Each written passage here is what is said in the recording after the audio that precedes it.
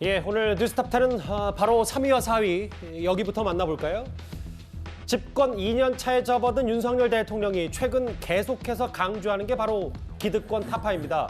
이 사회적 고통이 따르더라도 노동개혁, 교육개혁, 연금개혁 이런 이른바 3대 개혁을 반드시 밀어붙이겠다 재차 강조를 하고 있는데요. 그러면서 오늘 좀 더 구체적인 윤 대통령의 지시들이 쏟아졌습니다. 오늘 국토부 업무보고 자리에서 윤석열 대통령은 문재인 정부의 최대 아킬레스건 가운데 하나인 부동산 문제를 언급했습니다. 과거 정부가 이 부동산 문제, 환경 문제를 어떤 정치와 이념의 문제로 인식을 했습니다. 그렇게 되면 결국은 국민이 힘들고 고통을 받게 되는 것입니다. 정부가 이것을 어떤 이념이라는 차원에서 접근을 하면은 시장이 왜곡되고 그렇게 하다 보면 국민이 굉장히 힘들어집니다. 그래서 연착륙이 아니라 이 경착륙 위험성이 높기 때문에 특히 수요 측의 규제를 과감하게 속도감 있게 풀어야 될 것입니다. 일단 알려지기로도 정부가 부동산의 경착륙 그렇게 급격히 집값이 떨어지는 걸 막기 위해서 규제 좀 문재인 정부 때 있었던 부동산 규제 싹 풀겠다라는 얘기를 전했습니다. 근데 그것보다 좀 더 주목되는 게 윤 대통령의 메시지인데 부동산 문제나 정치 논리, 이념에 매몰돼서는 안 된다. 이념에 매몰돼서는 안 된다. 일단 최병목 의원님 어떻게 들으셨어요? 사실은 문재인 대통령 정부 때 그 임대차 3법 같은 경우에 국회에서 굉장히 논란이 많았습니다. 예. 저는 이렇게 보는데 이게 부동산 정책이라는 게 이게 사실은 뭐 그 정치인들에 의해서 결정되는 것보다는 사실은 국토교통부나 이 관료들에 의해서 결정되는 경우가 훨씬 많습니다. 무슨 얘기냐면 자 현재 부동산 시장이 이렇게 그 흐름을 타고 있다 그러면 거기에 따른 대책은 국토교통부에서 뭐 1, 2, 4만 뭐 이렇게 다 나와 있습니다. 그럼 그거를 선택하는 게 이제 정치인과 장관 또는 차관의 몫이거든요. 그런데 이제 문재인 정부는 늘 그거를 자, 뭐 임차인이 많으냐, 뭐 임대인이 많으냐 이런 그 어떤 정치 논리에 의해서 또는 진영 논리에 의해서 결정했다는 의심을 강하게 받았어요. 예. 지금 저는 윤 대통령이 얘기하는 게 바로 그 부분이라고 생각을 해요. 그러니까 문재인 정부 때 궁극적으로는 뭐 20번이 넘는 부동산 대책을 내놨지만 부동산 잡기 가격 그 상승 잡기에는 실패했잖아요. 예. 그 실패한 원인이 만약에 정치 논리가 아니고 부동산 정책 고유의 논리였다면 저는 잡을 수 있었다고 생각을 하거든요. 그러니까 예를 들어 국토부나 부동산 전문가 현장 목소리를 잘 들었다면 현장 목소리나 또 아니면 뭐 그 어떤 그 뭐 시장의 움직임 뭐 이런 것들을 정확하게 반영한 정책이 충분히 있었어요. 있는데 그거를 배제하고 정치 논리나 아니면 진영 논리에서 결정을 했기 때문에 결국 부동산 정책이 실패했다. 윤 대통령도 그런 생각을 가지고 있는 것으로 보이고 예. 그거는 이미 문재인 정부 때 많은 부동산 전문가들이 그런 지적을 했어요.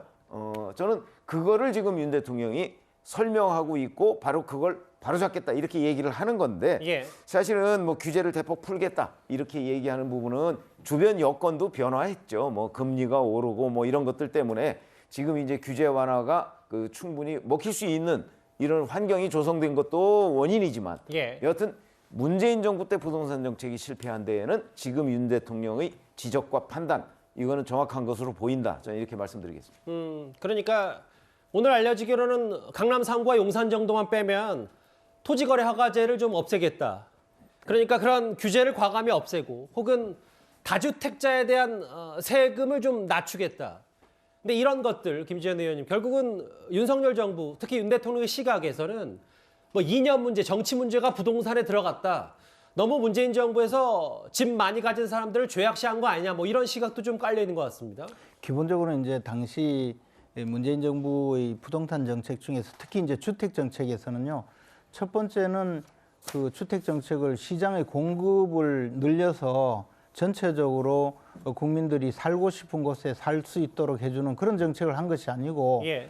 집을 사려는 수요의 욕구를 억제하고 그러니까 집을 가진 사람을 죄악시하고 집을 살 필요 없다 이렇게 정치적으로 계속 홍보를 해서 국민들이 집을 사지 않도록 하는 그런 쪽으로 정책 초점을 맞추었거든요. 그래서 이제 대출도 규제해서 LTV 같은 경우에 뭐 50%, 40% 이런 식으로 맞춰서 사실상 현금 부자 외에는 집을 살 수 없도록 만들고 예. 그다음에 대출뿐만 아니고 이제 2주택자가 되면 일시적 2주택자까지도 포함해서 중과세를 해서 결국에는 이 주택을 옮기는 것도 사실상 어렵게 만들거나 또는 더 나아가서 건설회사에서 주택을 새로 새 집을 지으면 그것을 사서 임대하는 사람이 있어야만이 비로소 시장에서 임대료도 낮아지고 하는데 그런 내용 자체를 못하게 막는 그런 특이한 정책을 쓰는 바람에 결국에는 임대료가 폭등하고 거기에 이제 또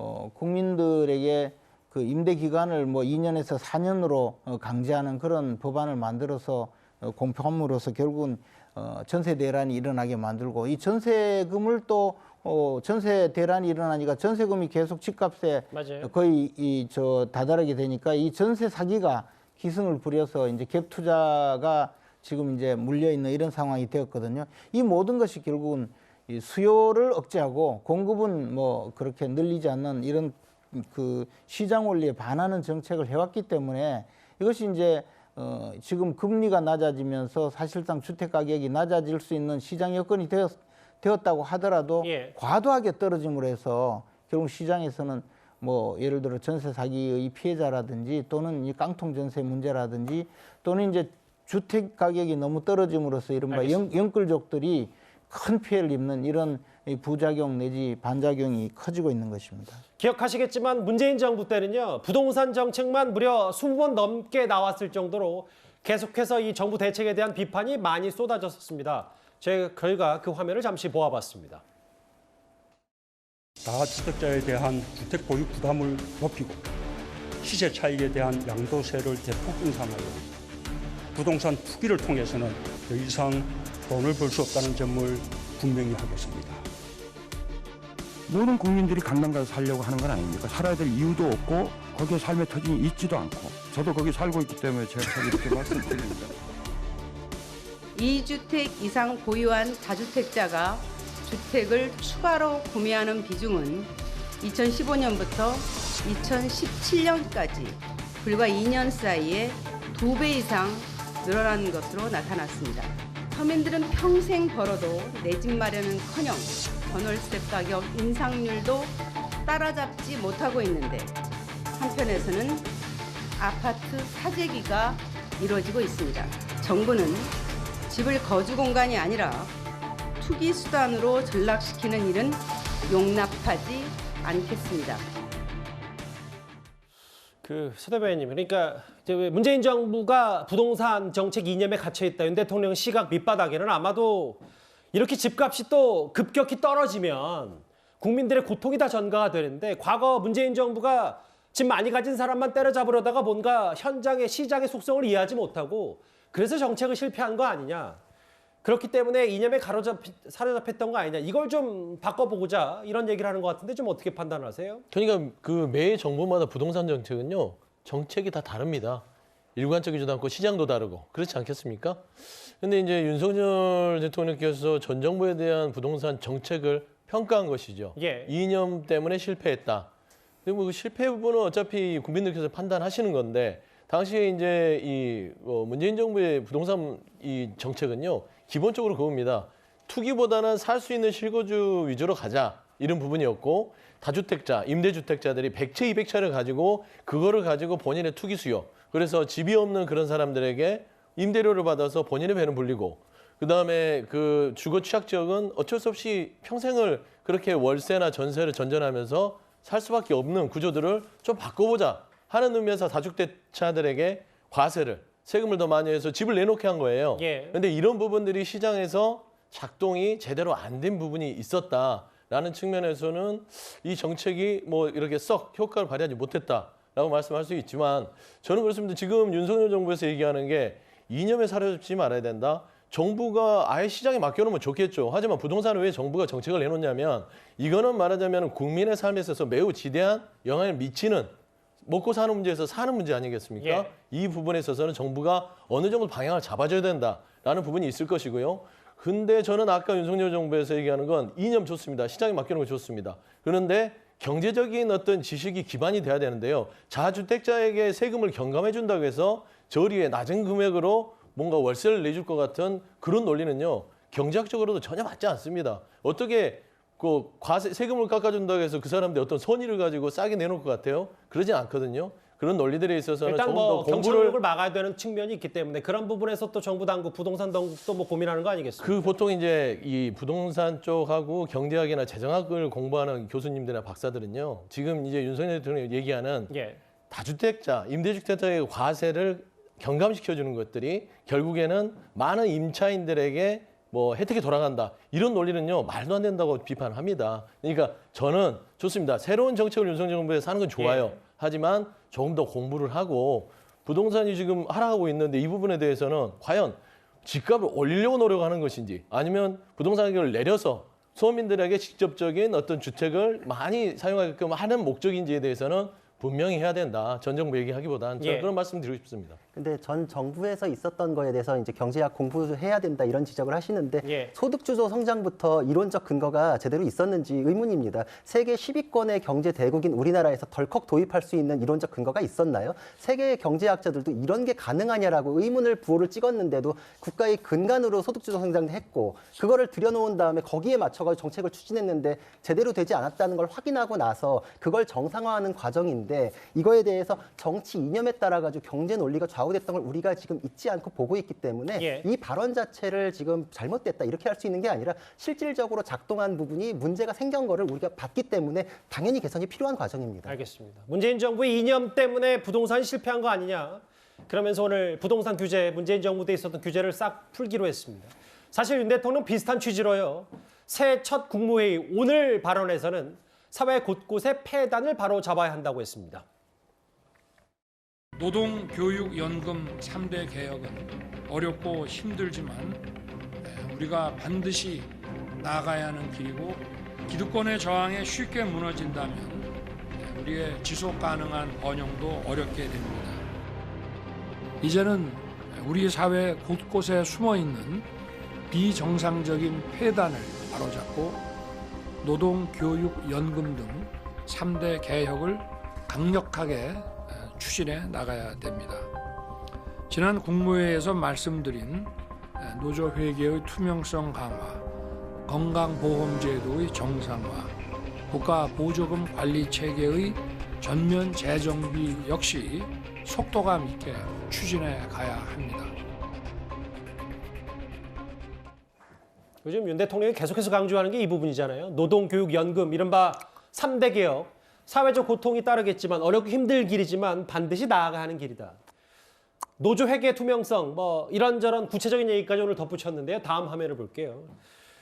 사실 이런 계획을 좀 개혁을 추진하려면 윤 대통령 스스로도 혹은 이제 참모들의 여러 도움이 좀 필요할 텐데 아니요.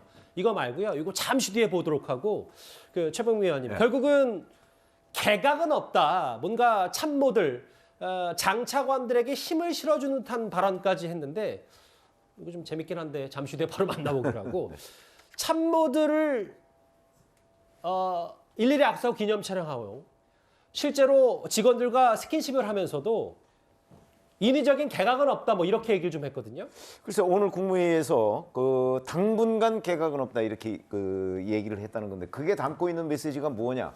우선 기본적으로는 이태원 참사와 관련한 이상민 행정안전부 장관의 교체, 뭐 정치적 문책, 뭐 이런 얘기들은 계속해서 나오지 않았습니까?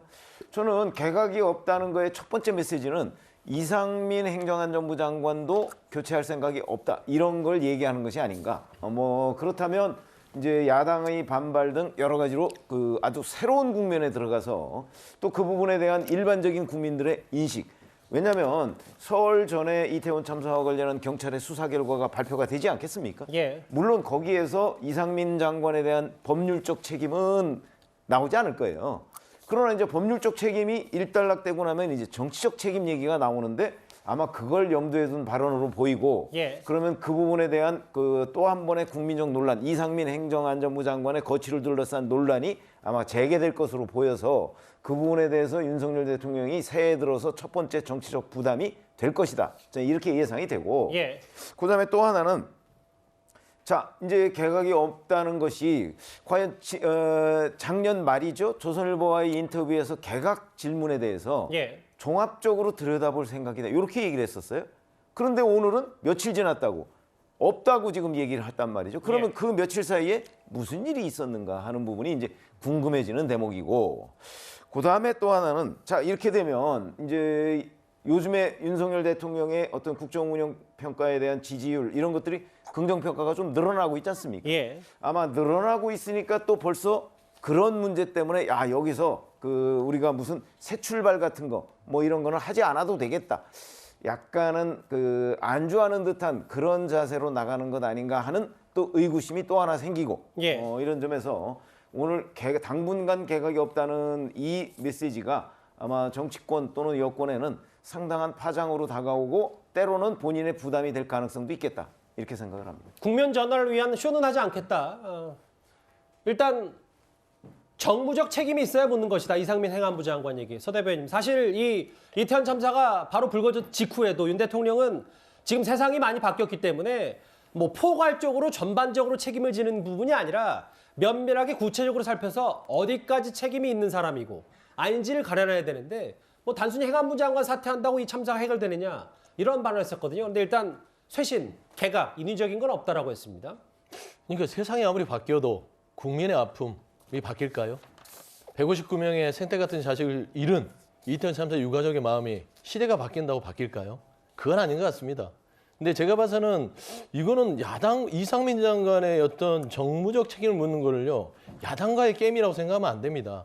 이거는 국민의 마음, 국민의 어떤 고통을 보듬는 차원에서 국무위원, 안전을 책임지는 주무부처의 장관의 거취를 결정해 주는 것은 대통령의 결단입니다. 예. 이거는 국민과의 어떤 대통령의 국정 운영의 약속들을 주고받는 것이지 이거를 고집을 피운다고 해서 이거를 이상민 장관을 지킨다고 해서 이게 풀릴까요?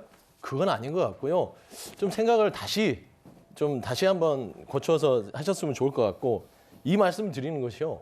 이상민 장관에 대해서는 국민에 대한 어떤 아픔, 치유하는 부분에서 정부적 책임 져야 된다고 보고 근데 협치 부분에 있어서는 지금 보면은 이거는 지금 3대 개혁에 대해서 얘기를 하시면서 3대 개혁 그러면 그걸 혼자 할 수 있습니까? 야당이 협치 없이는 개혁이 한 발짝도 될 수가 없어요. 예. 그냥 구호에 그칩니다. 그러려면 이상민 장관에 대한 어떤 거취 문제를 정확하게 이렇게 버티면은 야당의 협치는 새해가 돼서도 안 하겠다. 이런 선언이지 않겠습니까? 그런 점에서는 한 번 더 심사숙고하시는 게 옳지 않을까 그런 말씀 드립니다. 뭐 어쨌든 집권 2년차 새해 초 첫날 이튿날 윤 대통령 메시지는 꽤 본인 스스로 앞으로 뭐 좌고우면하지 않고 집중해서 드라이브를 걸겠다 뭐 이런 메시지도 여러 가지 있는 것 같은데 새해 첫날 뭐 새해 벽두니까 여러 뭐 윤 대통령 관련된 얘기. 올해 연봉이 2억 4,545만 원이다. 한덕수 총리 1억 8천만 원, 부총리는 1억 4천만 원, 장관은 1억 3천만 원. 뭐 대표적인 인물들을 저희가 그래픽에 담아봤는데 뭐 고통분담 차원, 경기 부양 차원에서 10%씩 나눔을 실천하겠다. 뭐 이렇게 윤석열 정부 초대 내각이 좀 입을 모은 것 같더라고요. 그러니까 이제 장차관들이 받는 급여의 10%는 뭐 기부하는 형식 이런 형식으로 이제 사회 환원하는 방법으로 이제 소비를 할 것이고요. 원래는 사실 각 국민 모두가 고통스러운 한 해가 될 것이 예상되고 있기 때문에 예. 공직자들 중에서 보통의 경우에는 하후 상박이라 해서 상위 직급은 급여를 좀 조금만 올리고 하위 직급은 좀 많이 올리는 그런 방식으로 진행을 해왔었는데 이번에는 4급 이상 과장급 그 공직자들 이상은 아예 동결을 하고 그 위에 이제 5급 이하 공직자들에 대해서 조금 인상하는 그런 정도의 아마 봉급 체계를 만드는 모양입니다. 저런 것이 이제 물론 뭐 개인적으로 따지면 얼마 되지 않겠지만 그러나 저런 것이 상당한 메시지가 되어서 아마 기업이라든가 또 사회 전반에서도 파급이 될 가능성이 좀 있다고 봅니다. 그런데 예. 지금 이런 것이 단순히 뭐 급여 얼마 가지고 해결될 것은 아니니까 경제정책 전반이라든가 또는 국정 운영 전반에 조금 더 그 경제 운영을 활성화하고 또 소외된 계층을 좀 돌보는 방향으로 가야 되지 않을까 생각합니다. 2억 4천만 원 그리고 장관은 1억 3천만 원 10% 나눔을 실천하겠다 이런 얘기도 좀 알려졌습니다.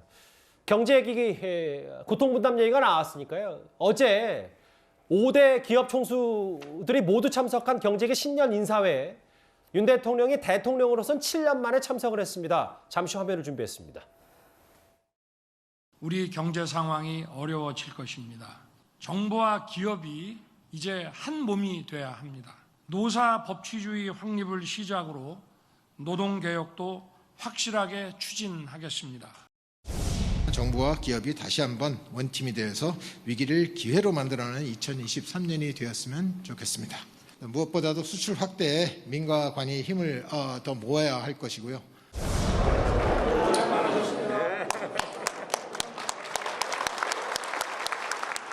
하나, 둘, 셋.